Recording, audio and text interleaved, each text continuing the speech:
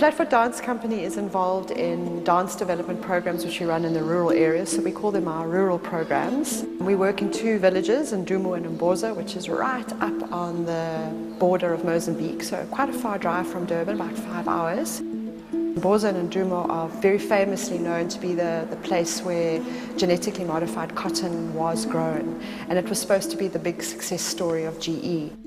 One of the lecturers in the economic history program started doing research that looked at rural farmers, and the supposed success story around genetically modified crops with cotton was in fact not a success story. One of the outcomes of that was that the farmers would agree to participate in the research and be part of the understanding of what was going on in the Makatini flats if there was some buy-in with the community, and one of the things that was suggested was to start an arts project with the kids. And so since about 2004 this program has been running, and it's an annual program.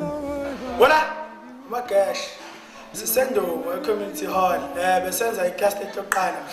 We have some new faces in the youth project, and the class went very well. I hope that from now until December we're going to be able to train these kids to become responsible and to become sort of like professional dancers in future, we hope.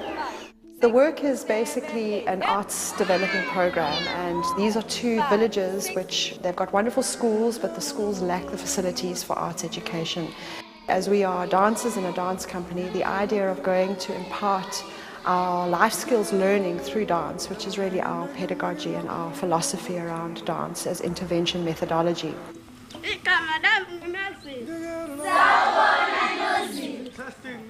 We deal with themes around the environment and HIV and gender-based violence. So the dance work and the theatre work, although it's performance-based work, it's also about dealing with issues that those children face every day. We have really been sitting down and discussing how the HIV and AIDS pandemic has affected all of us. Most of the children, when we started here, they were very, very, very shy. Like they didn't want to talk, they didn't want to participate. We had to help, slowly but surely, we had to help them to open up. Then we said, listen, we are humans just like you. Don't treat me like I'm a king or whatever. Just talk to me. If you have a problem, talk to me.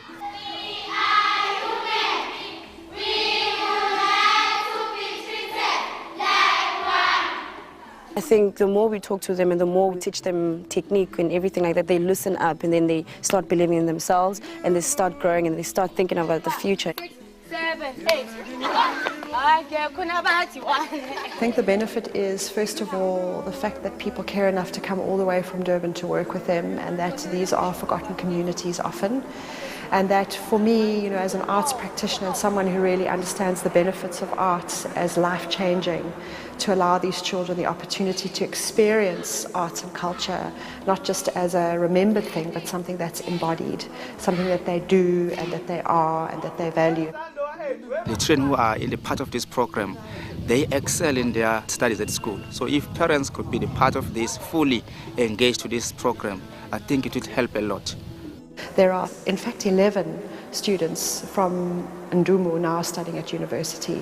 So that idea of also facilitating an access to higher education has been one of the outcomes of the adult project, which I think we can be very proud of.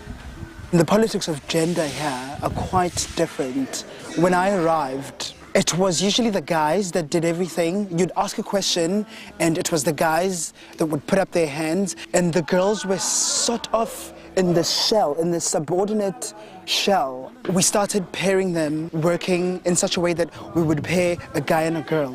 They've gotten used to it now, and they have a completely different sense of their own bodies. I think the ladies especially are more in charge of their own bodies. I've watched them grow from this to this.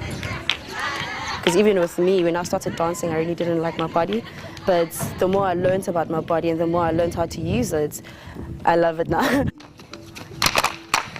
They will work on choreography or theatre pieces or artwork, and then finally at the end of the year we go up for what we call our big concert weekend, and the kids then invite their parents and their caregivers and members of the community. Sometimes the schools we're working with come and watch as well, and we perform the work that we've been working on.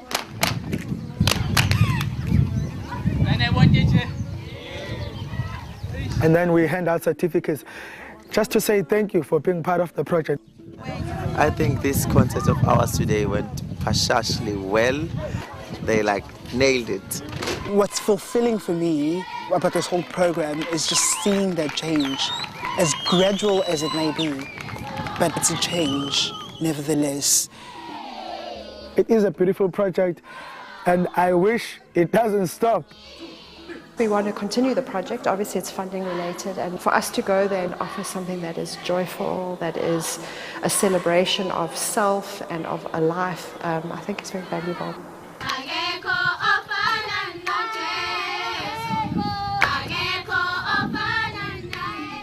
Mama Konya, yeah yeah, Baba Konya,